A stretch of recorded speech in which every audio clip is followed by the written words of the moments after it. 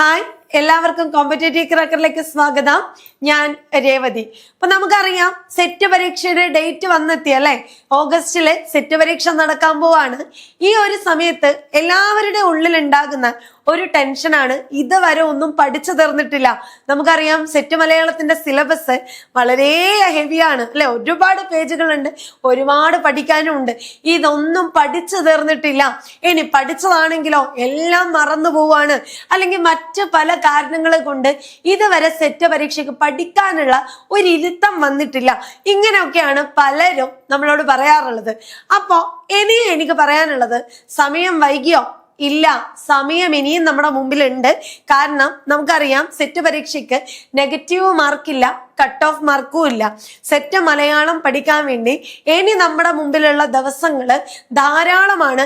നിങ്ങൾ കൃത്യമായിട്ട് ഇരുന്ന് പഠിക്കുവാണെങ്കിൽ നമുക്കറിയാം സെറ്റിന്റെ സിലബസ് വളരെ വലുത് തന്നെയാണ്. ഒരുപാട് കാര്യങ്ങൾ പഠിക്കാനുണ്ട്. അതിനകത്ത് ചേരുംപടി ചേർക്കുക, പ്രസ്താവന, ചോദ്യങ്ങളൊക്കെ വരാനും ഉണ്ട്. പക്ഷെ നമുക്ക് വിചാരിച്ച തീർക്കാൻ വേണ്ടി പറ്റുന്നതേ ഉള്ളൂ. പഠനം എന്ന് പറഞ്ഞാല് വളരെ ഈസി ആയിട്ട് നടക്കുന്ന ഒന്നല്ല. അതിന്റെ പിന്നിൽ ഉറപ്പായിട്ടും കഷ്ടപ്പെട്ടേ മതിയാകും അല്ലെ. അപ്പൊ ഇനി വരുന്ന ദിവസങ്ങള് നിങ്ങൾ കഷ്ടപ്പെടാൻ തയ്യാറാണെങ്കിൽ എനിക്ക് നിങ്ങളോട് പറയാനും ഉണ്ട്, ഇനി വരാൻ പോകുന്ന സെറ്റ് പരീക്ഷ നമുക്കുള്ളതാണ്. ഇതിനകത്ത് മലയാളത്തില് ഇനി വരുന്ന ദിവസങ്ങൾ നിങ്ങൾ എങ്ങനെ വിനിയോഗിക്കണം, എങ്ങനെ പഠിക്കണം എന്നുള്ള കാര്യങ്ങളൊക്കെ ഞാൻ പറഞ്ഞുതരാം. അതിനു മുന്നേ ഒരു കാര്യം കൂടി പറയാം. ഇനി വരാൻ പോകുന്ന സെറ്റ് നമുക്ക് കിട്ടിയേ മതിയാകൂ. ഇതുവരെ പഠിച്ചിട്ടൊന്നുമില്ല. എവിടെ പഠിക്കണം, എങ്ങനെ പഠിക്കണം, ഇനി എന്താ നോക്കേണ്ടത്, ഇങ്ങനെയുള്ള ഡൗട്ടുകൾ ഉണ്ടെങ്കിൽ നിങ്ങൾ ഇനി ഒട്ടും സമയം കളയണ്ട. CCയില് ഞങ്ങളൊരു 15 ദിവസത്തിന്റെ ക്രാഷ് കോഴ്സ് ആരംഭിക്കുന്നുണ്ട്. ഈ ഒരു കോഴ്സിന്റെ പ്രത്യേകത എന്താന്ന് വെച്ച് കഴിഞ്ഞാല്, ഈ 15 ദിവസം കൊണ്ട് നമ്മൾ എന്ത് ചെയ്യും, സിലബസിലെ ഏറ്റവും ഇമ്പോർട്ടന്റ് ആയിട്ടുള്ള ടോപ്പിക്കുകളും അതിന്റെ കൂടെ തന്നെ എക്സാമുകളും നമ്മൾ നടത്തും. അതോടൊപ്പം തന്നെ സെറ്റ് നമുക്ക് കിട്ടും വേണം. വളരെ എളുപ്പമുള്ള പരീക്ഷയല്ല, എന്നാൽ ബുദ്ധിമുട്ടുള്ള പരീക്ഷയല്ല. നെഗറ്റീവ് ഇല്ല, കട്ട് ഓഫ് ഇല്ല. പക്ഷെ ജനറൽ പേപ്പറും സബ്ജക്ട് പേപ്പറും പാസ്സായി ഇത് രണ്ടും കൂടി കൂട്ടുമ്പോൾ നമുക്ക് 50% മാർക്ക് നമുക്ക് ഉറപ്പുമായിരിക്കണം. അതൊരു ടാസ്ക് ആണല്ലോ. അപ്പൊ പഠിക്കാൻ ഇനി നമുക്ക് തയ്യാറാകുകയാണെങ്കിൽ ഈ ഒരു വീഡിയോ നിങ്ങൾ കണ്ടോ. അതുപോലെ ഡൗട്ട് ഉണ്ടെങ്കിൽ ഉറപ്പായിട്ടും നിങ്ങൾ ഇതിൽ കാണുന്ന നമ്പറിലേക്ക് 9746455514 എന്ന നമ്പറിലേക്ക് നിങ്ങൾ കോണ്ടാക്ട് ചെയ്യാം. അങ്ങനെ വരുമ്പോൾ സെറ്റ് കോഴ്സ് എന്താണ്, എങ്ങനെയാണ് എന്നുള്ള കാര്യങ്ങളൊക്കെ നിങ്ങൾക്ക് എന്ത് ചെയ്യും, കൃത്യമായിട്ട് അവര് പറഞ്ഞു തരും. അപ്പൊ ദിവസം കളയാനില്ല, വിലപ്പെട്ടതാണെന്ന് ഓർത്തുകൊണ്ട് നമുക്ക് തുടങ്ങാം അല്ലെ. ഞാൻ ആദ്യം പറഞ്ഞു, ഈ ഒരു വീഡിയോ ആർക്ക് വേണ്ടിയാണ്? മുഴുവൻ സിലബസും പഠിക്കാൻ സമയം കാണുന്നില്ലേ, അല്ലെങ്കിൽ എവിടെ തുടങ്ങണമെന്ന് അറിയില്ലേ, അല്ല പഠിച്ചതൊക്കെ മറന്നു പോവാണ് എന്ന് തോന്നുവാണെങ്കിൽ ദാ ഈ വീഡിയോ മുഴുവനും കണ്ടോ. നമുക്ക് എന്ത് പഠിക്കണം, സിലബസില് ഇനി ഞാൻ പറയാൻ പോകുന്ന ഭാഗങ്ങള് നിങ്ങൾ പഠിക്കണം കേട്ടോ. ഏതൊക്കെ ഭാഗം നോക്കിയേ. ആദ്യം നമുക്ക് പഠിക്കാനുള്ളത് പ്രാചീന മധ്യകാല സാഹിത്യം.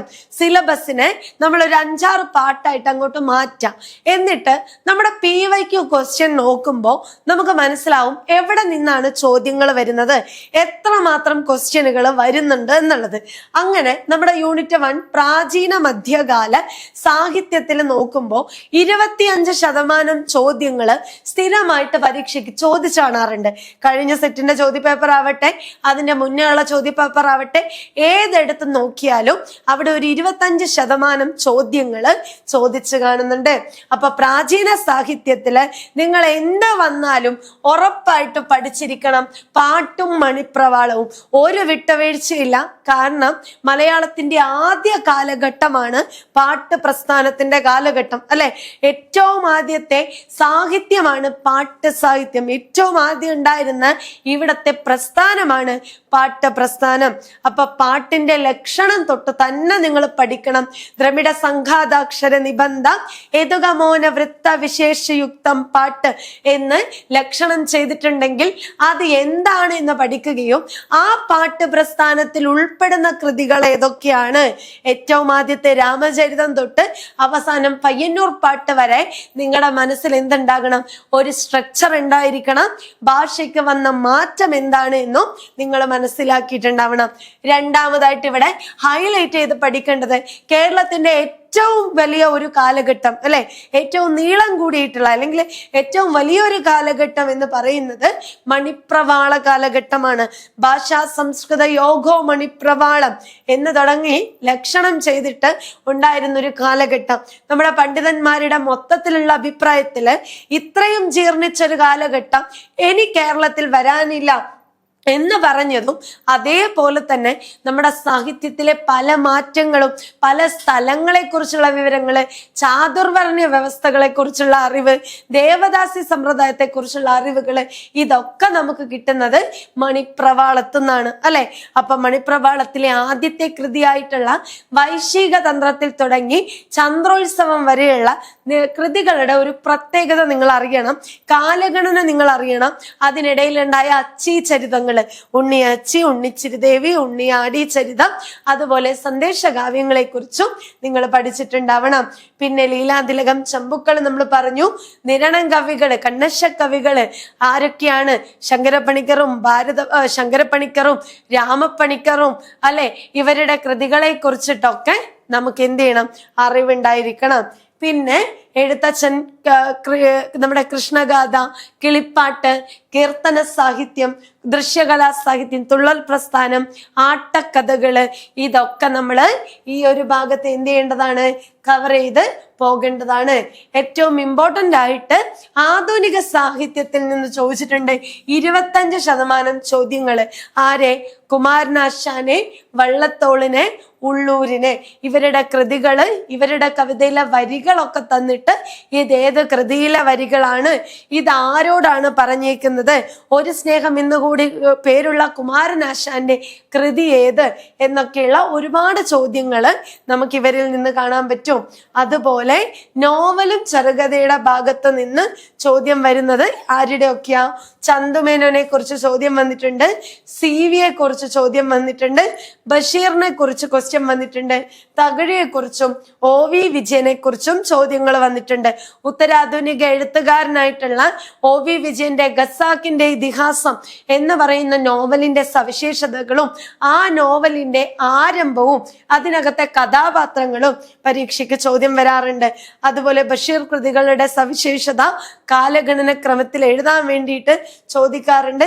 തകഴിയുടെ പുരസ്കാരങ്ങൾ കിട്ടിയ നോവല് കാലഗണന ക്രമത്തിൽ ചോദിച്ചിട്ടുണ്ട്. ചന്തുമേനോനെ ചോദിച്ചിട്ടുണ്ട്. CV-യുടെ ചരിത്ര നോവലുകളെ, അതിലെ കഥാപാത്രങ്ങളെയും അതിലെ വരികളെയും തന്നിട്ടും നമ്മളോട് ക്വസ്റ്റ്യൻ വന്നിട്ടുണ്ട്. പിന്നെ നാടകത്തിൽ നിങ്ങൾ ഹൈലൈറ്റ് ചെയ്ത് പഠിക്കേണ്ടത് CJ തോമസിനെ പഠിക്കണം, തോപ്പിൽ ഭാസിയെ കുറിച്ചും NN പിള്ള. ഈ 3 പേരെ നിങ്ങൾ എന്ത് ചെയ്യാം? നാടകത്തിൽ സ്കിപ്പ് ചെയ്യാതെ പഠിക്കാൻ വേണ്ടി ശ്രദ്ധിക്കാം. നിരൂപണത്തിലാണെങ്കിലോ, നിരൂപണ സാഹിത്യത്തിൽ കുട്ടിക്കൃഷ്ണന്മാരാര്, മുണ്ടശ്ശേരി, ജോസഫ് മുണ്ടശ്ശേരി, MB പോള്, സുകുമാർ അഴീക്കോട്. നമുക്കറിയാം നിരൂപണ സാഹിത്യത്തിലെ ചതുഷ്ടയങ്ങൾ അല്ലെങ്കിൽ ചതുഷ്പയങ്ങൾ എന്നൊക്കെ പറയുന്നത് ഈ പറയുന്ന ആളുകളെയാ.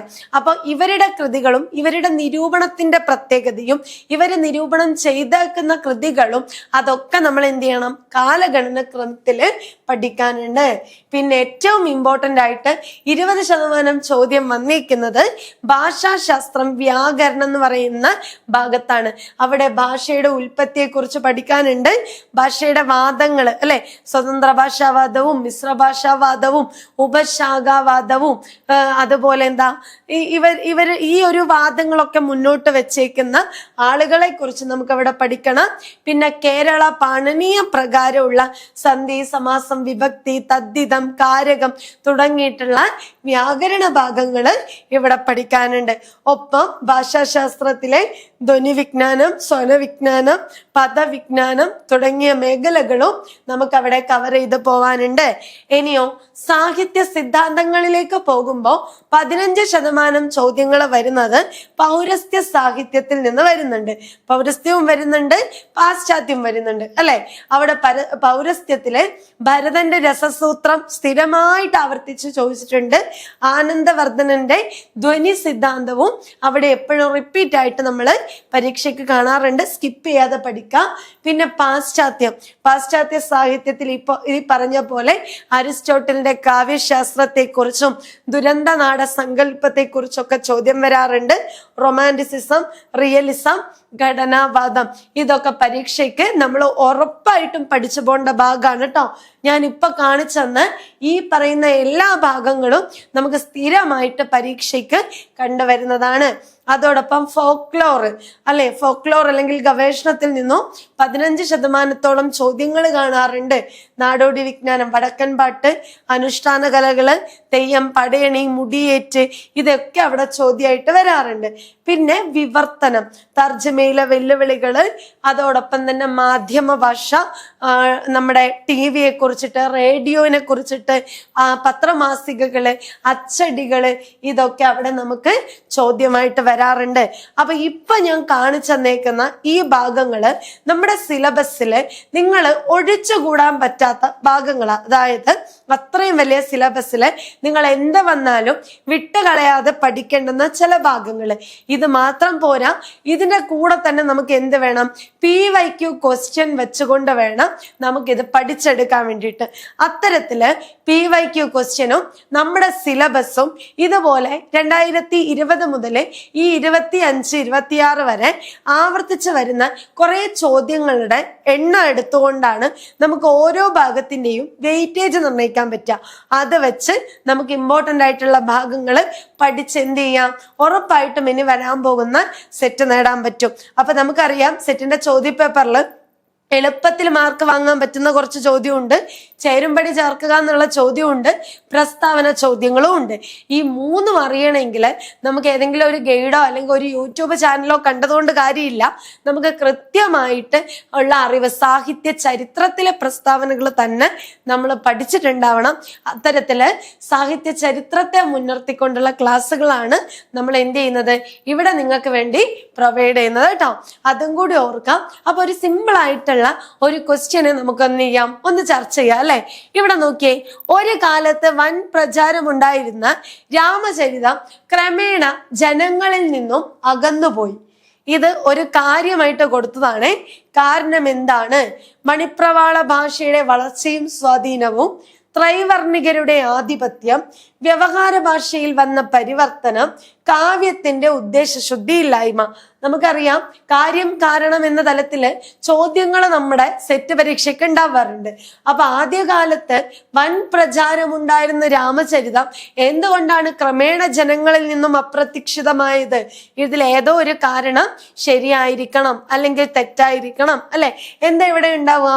മണിപ്രവാള ഭാഷയുടെ വളർച്ചയും സ്വാധീനവും ഉറപ്പായിട്ടും എന്ത് ചെയ്തിട്ടുണ്ട്? രാമചരിതത്തെ അകന്നു പോവാനുള്ള ഇടയാക്കിയിട്ടുണ്ട്. കാരണം ഏറ്റവും പ്രാചീനമായ സാഹിത്യമാണ് പട്ടുസാഹിത്യം. അതിൽ വരുന്ന ഏറ്റവും പ്രാചീന കൃതിയാണ് രാമചരിതം. ഈ രാമചരിതം അന്നത്തെ ഭടജനങ്ങളായിട്ടുള്ള സാധാരണക്കാരുടെ വീടുകളില് ആലപിച്ചു പോന്നിരുന്ന ഒരു പാട്ടായിരുന്നു അല്ലെ. എല്ലാവർക്കും സ്വീകാര്യമായിരുന്ന ഒരു കൃതിയായിരുന്നു രാമചരിതം. ആ രാമചരിതം ക്രമേണ ജനങ്ങളിൽ നിന്ന് മാറാൻ വേണ്ടി ഉണ്ടായിരുന്ന കാരണം, രാമചരിതം കൃതികളൊക്കെ ഇങ്ങനെ ആലപിക്കുന്ന കാലത്ത്, പട്ടപ്രസ്ഥാനമുള്ള കാലത്ത്, AD 12-ാം നൂറ്റാണ്ടില് ആര്യന്മാർ ഇവിടേക്ക് കുടിയേറിപ്പറത്തത്. അതോടുകൂടി ഇവിടെ പാട്ടുപ്രസ്ഥാനത്തിന്റെ മുകളിൽ എന്ത് വന്നു? മണിപ്രവാളം എന്ന പുതിയൊരു പ്രസ്ഥാനം വളർച്ച പ്രാപിച്ചു. അത് എന്ത് ചെയ്തു? പാട്ട് സാഹിത്യത്തിന്റെ തകർച്ചയ്ക്ക് കാരണമായിട്ടുണ്ട്. ശരിയായ ഒരു പ്രസ്താവനയാണ്. ഇനി ത്രൈവർണികരുടെ ആധിപത്യം അല്ലെ.